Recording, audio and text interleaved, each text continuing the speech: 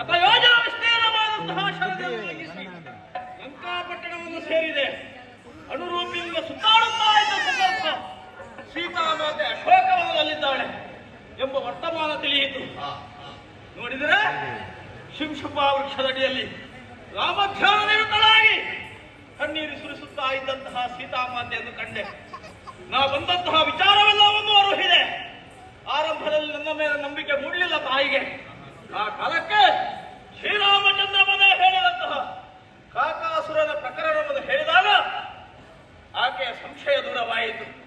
ತನ್ನನ್ನು ಕಂಡ ಕುರುಹಾಗಿ ಚೂಡಾಮಣಿಯನ್ನು ನನ್ನ ಕೈಗಿಟ್ಟಿದ್ದಾಳೆ.